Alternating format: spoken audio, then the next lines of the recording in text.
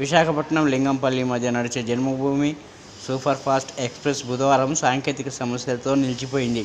విశాఖ నుంచి బయలుదేరిన కాసేపటికే ట్రైన్కు అటాచ్ చేసిన ఏసీ బోగీల లింక్ తెగిపోయింది.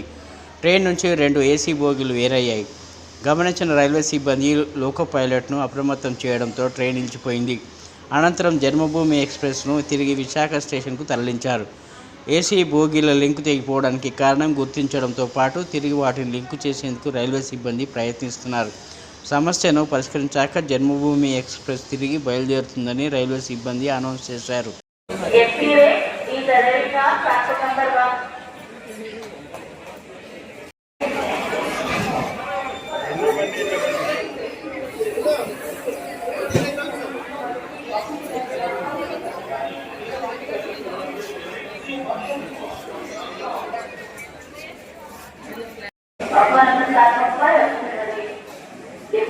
Announcement, yesterday, platform